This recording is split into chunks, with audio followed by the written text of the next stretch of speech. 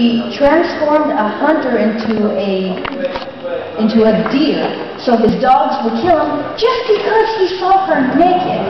Wow. And I'm like, wait a second, hold up. She wasn't cunning, and she's not cruel, and she's not cold. And he was like, but why? She killed somebody just for seeing her naked.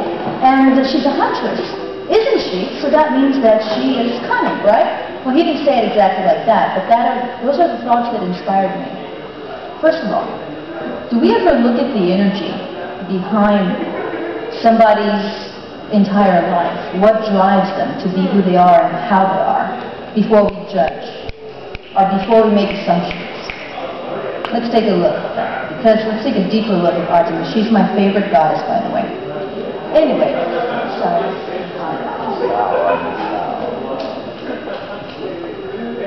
Anyway. How many people here love Twilight? It's okay. You know my sister is obsessed with all of the books, and so is my friend Camilla. For me, I haven't read them, but I'm sure they're amazing. They are amazing. Not really. What? Not really. They're poorly written, but still nice to read.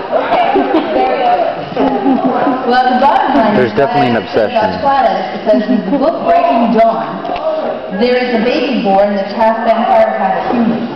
And in this book, Renesmee knew exactly what pain her mother was going through. And Renesmee was feeling very bad for the pain she was putting her mother through. And, thinking about that, Artemis and her twin brother Apollo were the children of Zeus and of the goddess, a small goddess called Leto. Well, Zeus was not married to Leto, he was married to Hera. She was the queen of the gods. But she was a very jealous goddess. She was very jealous, and she didn't like the fact that Leto was pregnant with twins on top of everything. So, she ordered the god nurse to not at all assist Leto in the birth of the twins. So Leto was in pain, insufferable pain. And she was going through such horrendous pain that if a child in Twilight, Renesmee, could understand this, that her mother Bella was going through pain because of this immortal thing, then what makes us think that the god twins could not understand the pain inside their mother's womb? So, with that thought in mind, this is my personal opinion. I believe that finally, when Leto was allowed to have her children, the reason why she remained a virgin goddess and did not want to have any involvement with men is because she understood from the womb the troubles that innocent children go through when there's infidelity and with the games that men and women play with one another. That's my personal opinion. And furthermore, I wish I could snap. She was a huntress. Hunting is free, and she loved nature.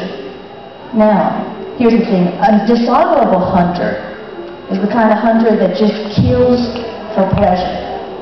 Is the hunter that doesn't care what pain an animal goes through. Could probably leave an animal to die bleeding in insufferable pain. Now, Artemis was a great caretaker about this. Her arrows would kill the animal with a very swift and painless death. So when a clumsy hunter out in the wild is killing a deer to feed his family, she was there in order to be able to make sure that animal would actually not suffer. I think that's very, very kind. Now, furthermore, last thing about Artemis, she was also the goddess of the moon. And what is the moon but a light in the darkness? A light that actually is like a guidance in the darkness. And furthermore with that, the beauty about it is she was there like a beacon in the sky versus her brother Apollo was the sun god, sure, but they were the children of the light. And furthermore, Apollo, he could see everything because he was the god of the sun, but Artemis was light of the secrets, for everybody who cannot see in the dark can find some truth in that. What's more admirable, and this is the last clue, that I think that Artemis is not a cruel goddess or cold or cunning or anything like that. I want to reveal the fact that because of the fact that the goddess nurse was not allowed by Hera to help Irito give birth to the babies, Artemis decided she was going to become an independent nurse. She was going to be the one who would not need permission from no higher god to go and assist any mother giving birth to her child. Therefore, the proof of this that I really like is mythology actually now is mixed with history.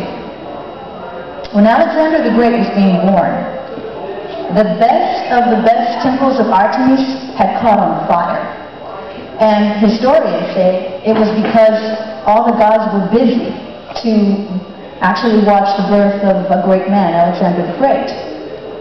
And I think this inspired me as this. Probably somebody tried to sabotage her choice.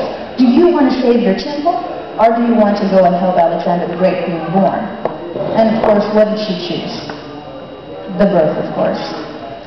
Let's all spark our own imagination about this stuff, and always remember, when there's something going on, don't be quick to judge. Go with your gut instinct, sure, but look at the imagery behind what drives a person, what drives a human being or anybody else. Because, you know, there might be gods on that place. Just kidding, but still. Imagine that. Thank you. Woo!